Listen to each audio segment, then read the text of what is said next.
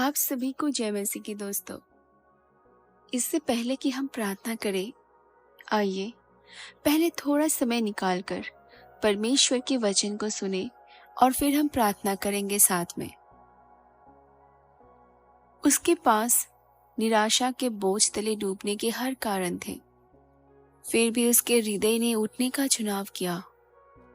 त्रासदी की छाया में एक भजन पैदा हुआ, मेरी आत्मा ठीक है।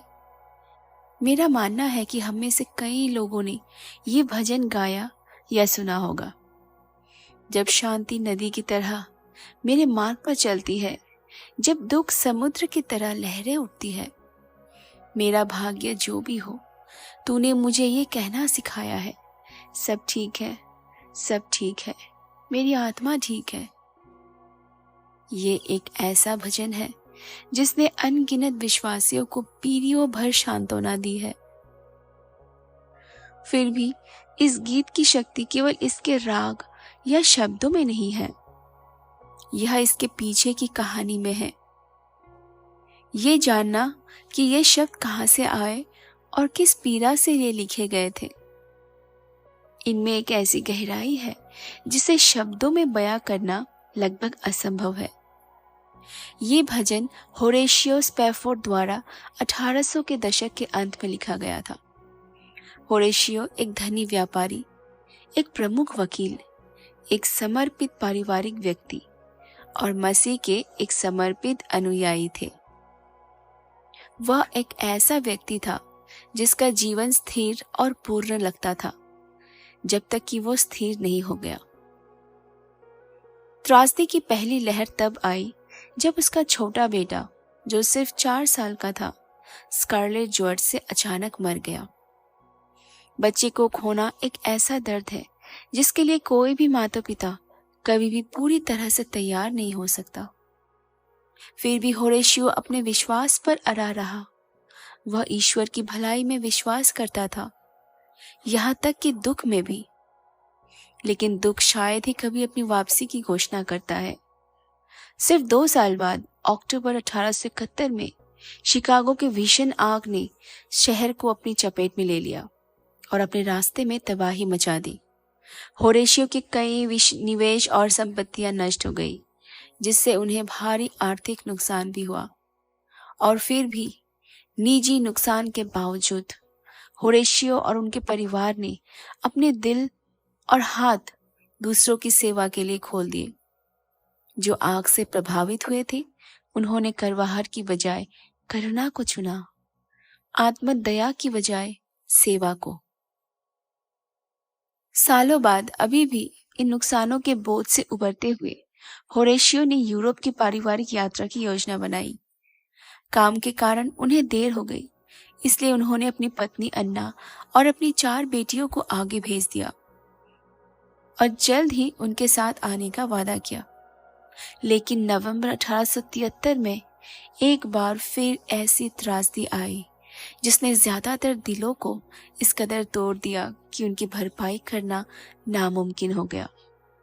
उनकी पत्नी और बेटियों को ले जा रहा जहाज अटलांटिक के बीच में एक लोहे के जहाज से टकरा गया। जहाज सिर्फ 10 मिनट में डूब गया। उस दिन 220 से ज्यादा जानें गई, जिनमें होरेशियो की 4 बेटियां भी शामिल थी। उनकी पत्नी अन्ना बेहोश पाई गई, लेकिन जिंदा, मलबे के एक टुकड़े से चिपकी हुई। समुद्र की दूसरी ओर से होरेशियो को अन्ना का दिल दहला देने वाला टेलीग्राम मिला। अकेला बच गया, मैं क्या करूं? वह उसके साथ जाने के लिए अगले जहाज पर चढ़ गया। यात्रा के दौरान कप्तान को उसकी क्षति का एहसास हुआ। उसने उसे डेक पर बुलाया और बताया कि वे उसी जगह से गुजर रहे हैं जहां जहाज डूब गया था, जहां उसकी बेटियां मरी थी। यही वो जगह थी, समुद्र के बीचों बीच, जिसने उनके जीवन का इतना बड़ा हिस्सा निगल लिया था कि होरेशियो अपने केबिन में लौट आया और ये शब्द लिखने लगा, सब ठीक है मेरे आत्मा के साथ। फिर एक पल रुके। ये शब्द आराम की सुरक्षा में लिखे गए नहीं थे। ये दुख से अछूते जीवन की उपज नहीं थे। ये एक घोषणा थी जो कल्पनीय सबसे गहरे दुख की छाया में लिखी गई थी। और फिर भी होरेशियो की आत्मा कह सकी, सब ठीक है। ये स्वाभाविक शक्ति नहीं है, ये सकारात्मक सोच की शक्ति नहीं है, ये अनुग्रह है। यही वो शांति है जिसके बारे में पौलुस ने फिलिपियों 4 के 7 में बात की थी। और परमेश्वर की शांति जो सब समझ से परे है, तुम्हारे हृदय और मन की रक्षा करेगी मसीह यीशु में।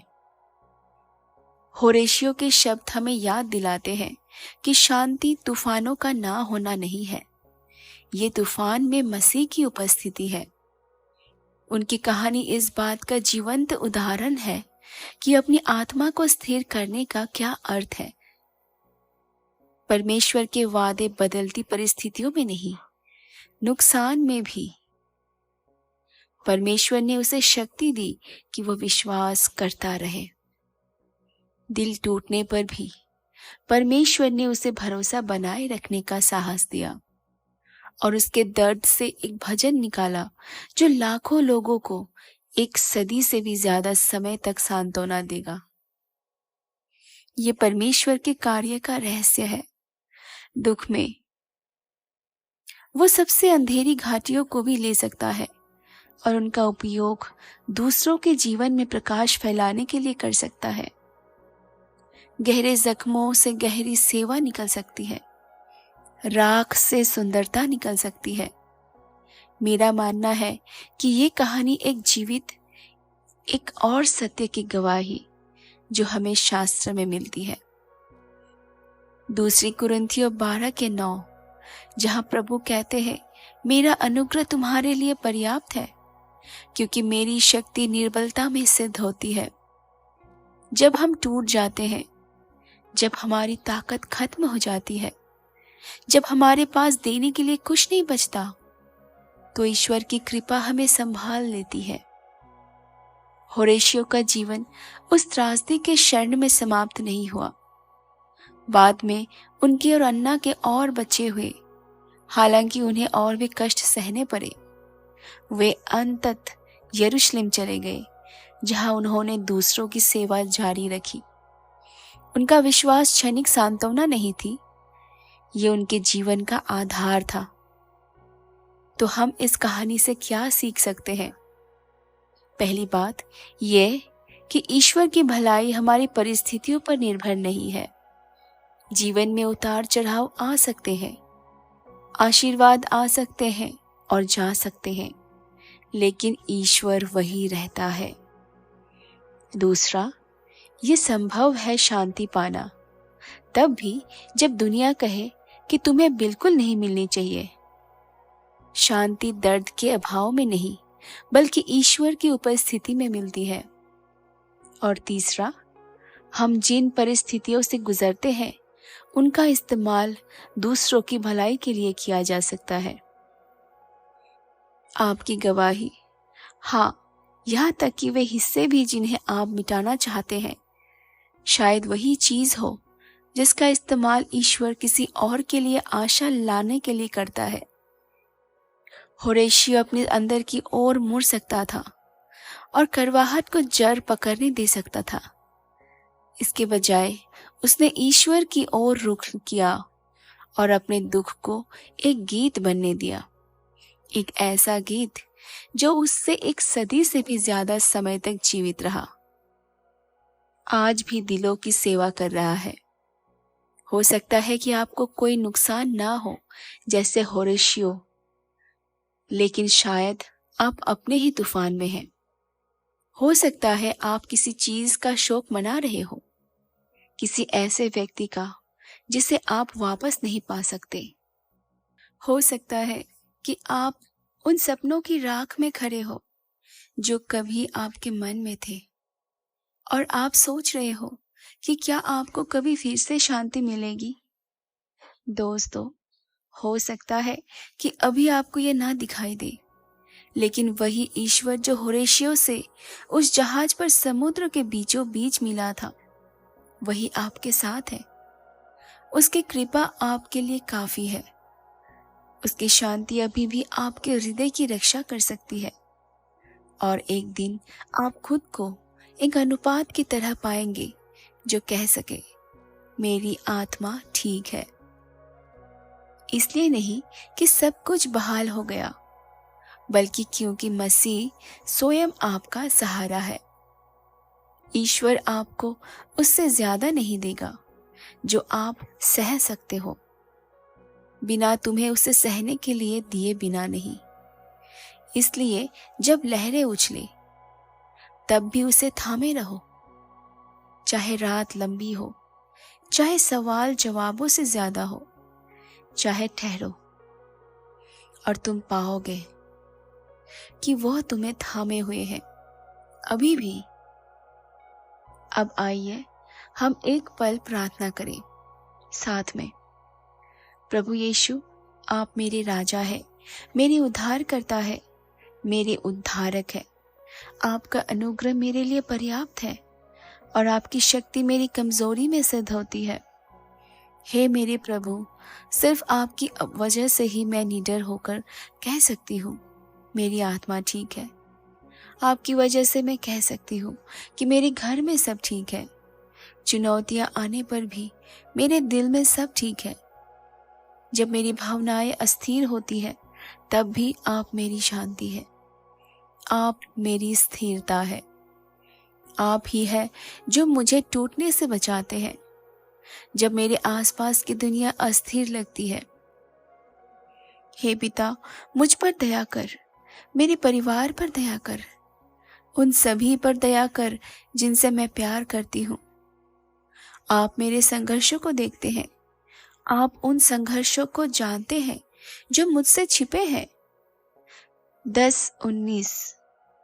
आप उन संघर्षों को जानते हैं जो मुझसे छिपे हैं दूसरी की आंखों से। आप उन बोझों को समझते हैं जो मुझे रातों में जगाए रखते हैं। प्रभु, मेरी लड़ाई चाहे जो भी हो, चाहे वो बीमारी हो, हानि हो, भय हो, भ्रम हो या निराशा हो, अपनी अलौकिक शक्ति मुझ पर उड़ेले। मुझे ऐसी शांति प्रदान करे जो संसार ना दे सके और ना ही छीन सके। आपका वचन मुझे दूसरी कुरिन्थियों 4:7-10 में याद दिलाता है, परंतु हमारे पास ये धन पृथ्वी और पात्रों में है, ताकि शक्ति की उत्कृष्टता परमेश्वर की हो, हमारी नहीं।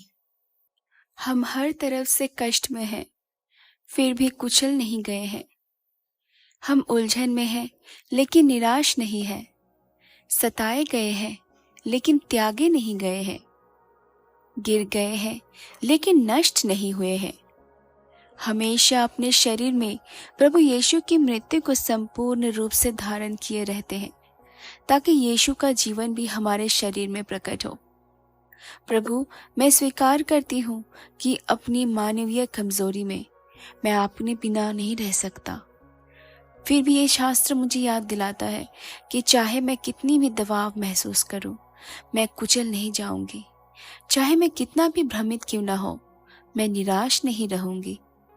शत्रु चाहे कितना भी भयंकर हमला करे, मैं त्यागा नहीं गया हूँ। मुसीबत के समय आप मेरी सदैव उपस्थिति, सहायता है। जब मैं आगे के मार्ग के बारे में अनिश्चित होती हूँ, हे प्रभु यीशु, आप मेरे लिए एक मार्ग बनाते हैं जहाँ कोई मार्ग नहीं दिखता।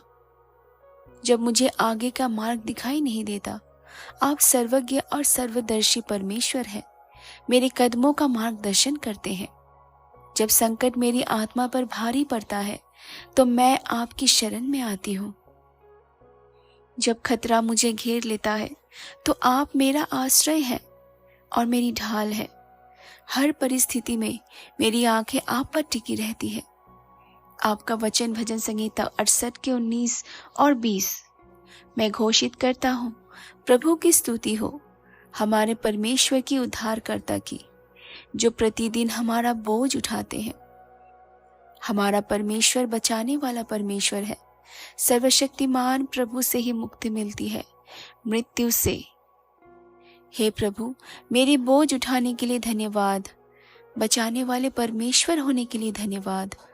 बचाने वाले परमेश्वर, मुझे मृत्यु और विनाश की पकड़ से छुड़ाने वाले परमेश्वर होने के लिए धन्यवाद। मैं आपकी स्तुति करती हूँ क्योंकि आप बंदियों को मुक्त करते हैं, आप असहायों की रक्षा करते हैं, आपको मजबूत करते हैं थका हुआ। प्रभु, मैं आपसे अपने प्रियजनों और उन सभी चीज़ों पर जो आपकी है दिव्य सुरक्षा की प्रार्थना करती हूँ। शत्रु की योजनाओं को सफल ना होने दे, मेरे विरुद्ध बनाए गए किसी भी हथियार को सफल ना होने दे। मुझे प्रलोभन के फंदों से, निराशा के बोझ से और निराशा के दंश से बचाए। मुझे इस जीवन के कष्टों से अभिभूत होने से बचाए, इस जीवन के कष्टों से। और जैसे जैसे मैं आपकी प्रतीक्षा करती हूँ प्रभु यीशु, मैं शांत रहना चुनती हूँ और जानती हूँ कि आप परमेश्वर हैं। मैं स्वीकार करती हूँ कि आप हर वस्तु पर शासन करते हैं। मैं अपनी चिंताओं को आपके हाथों में सौंप देती हूँ, आपके सक्षम हाथों में। मुझे भरोसा है कि आप मेरे कल का ध्यान रखेंगे, क्योंकि आप न केवल भूतकाल और वर्तमान काल के परमेश्वर हैं, बल्कि आप पहले से ही मेरे भविष्य में हैं, मेरे लिए मार्ग तैयार कर रहे हैं। पवित्र आत्मा, मुझे इस सत्य को सही मायने में समझने में मदद कर कि मेरा जीवन एक सर्वोच्च परमेश्वर के हाथों में है, जो कोई गलतियां नहीं करता जब मैं गहरे पानी से गुजरूं।